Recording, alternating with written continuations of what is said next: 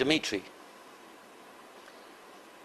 your book suggests that the American government exploded a nuclear weapon underneath World Trade Center buildings 1 and 2. Tell us, what happens when you press the button? Well, first of all, I want to say that this book does not suggest, it proves that the tower was demolished by the nuclear device. The second thing, that probably it is not correct to use the word weapons in regard to this explosion, because the weapons is the thing which is primarily intended to kill the people. But it was just a nuclear demolition device which has no status of weapons, I would say like this. But still, it was a nuclear device. Okay. Just to correct the question, Okay. if you don't mind. Okay, I accept that. Tell us how it works. Okay. Actually, you know, at one point I wrote an article for Wikipedia with detailed explanation how to use the nuclear device to demolish a skyscraper. And it was a good article with a good explanation. This is some page of it with a diagram. But unfortunately, this article did not exist in Wikipedia longer than a week. It was accused of being a crazy conspiracy theory and removed. Yes. Even though I did not mention the World Trade Center in it. The history of this article is like this. Because I have a website and I have some visitors who requested me to write an academic-looking article for Wikipedia on nuclear demolition in general. So I wrote the article with detailed explanation, without mentioning September 11 or World Trade Center or New York or even America. I just only explain on purely technical terms how to use a underground nuclear explosion to demolish a skyscraper. So it means it was nothing, no politics, no conspiracies involved, just purely technical article. Still, it was accused of being 9/11 conspiracy theory and removed. Okay, I still keep it in another website. I made the copy of the Wikipedia article, so it is www.nuclear-demolition-wikipedia.com. So if anyone is interested, he can check it. And I will try to use the same explanation now. Okay, this is the... First of all, I have to explain what is the difference between atmospheric nuclear explosion and underground nuclear explosion. Because many people confuse them, and that's why it seems for them that if nuclear device was used to demolish the World Trade Center, then the devastation around should look like Hiroshima. Okay, I will explain why it should not be. Okay, let's make the difference.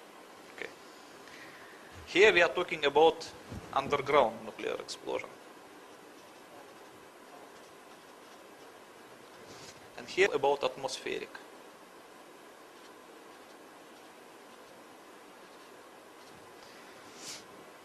So the difference between the two is this. When nuclear device explodes in atmospheric condition, it will release its entire energy, about 99%, in the form of X-rays. So,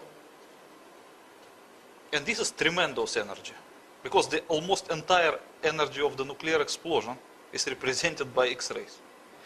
So these X-rays cannot travel far in atmospheric conditions, because the X-rays will be absorbed by the atoms of air.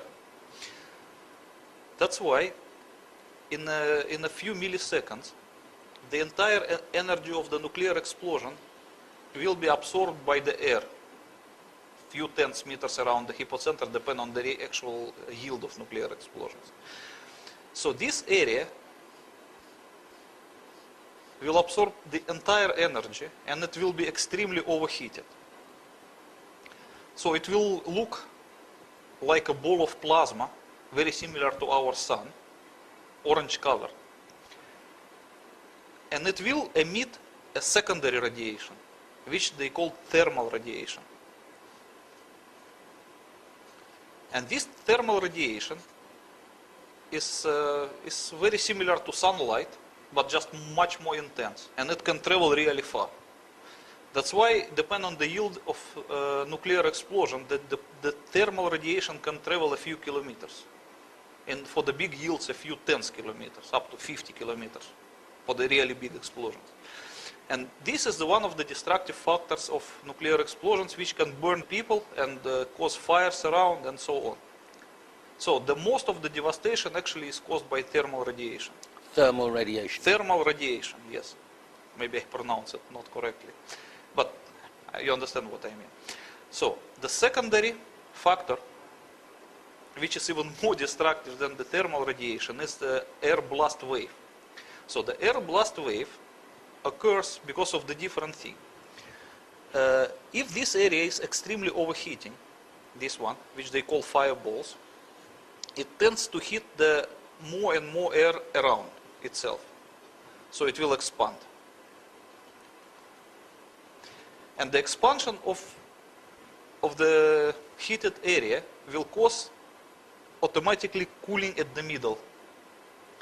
So the energy will pass slowly from the center to the periphery of the expanding fireballs. And at one point, the expanding area will break away from the fireballs and will expand on its own. Further and further and further. At this point, a so-called air blast wave would be created.